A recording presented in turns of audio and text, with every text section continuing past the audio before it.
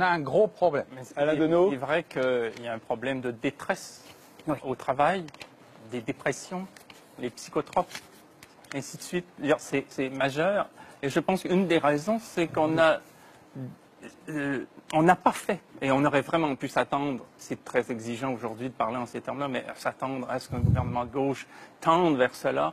On est à des années-lumière de faire du travail un bien commun.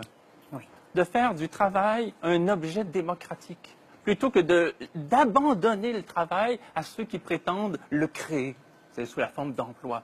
Le travail, qu'est-ce que c'est?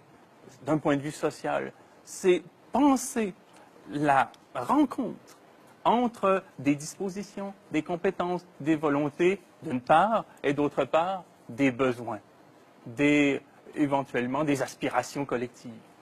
Mais on n'en est pas là du tout. On en est à dire à des gens, voilà, vous allez vous conformer à une entreprise qui a pour viser, surtout quand il s'agit d'une multinationale, pour viser de satisfaire des actionnaires, avec des stratégies très dures. Et on se trouve à faire n'importe quoi, à faire des tâches tout à fait absurdes. Vous avez un ingénieur qui va confectionner un matériau qui est destiné à se briser, parce qu'on est dans l'ère de l'obsolescence et de la défaillance programmée. Vous avez des designers qui vont imaginer une façon d'installer un bain tourbillon dans un jet pour un oligarque qui a les moyens de se le payer. Vous allez avoir des pharmacologues qui vont concevoir des médicaments pour des malades imaginaires qui ont un pouvoir d'achat, tandis que des indigents qui sont vraiment dans le besoin, eux, n'y auront pas droit. Et ainsi de suite, ainsi de suite. Des sociologues qui font des recherches sur le public des casinos parce que le bailleur de fonds vient de cet horizon-là.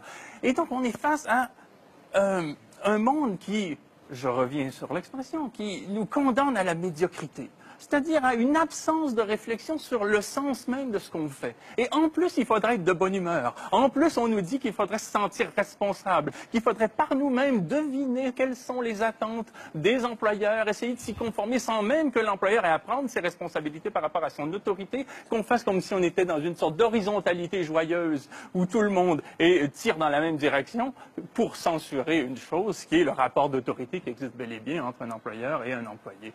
Et tout ça avec le sourire.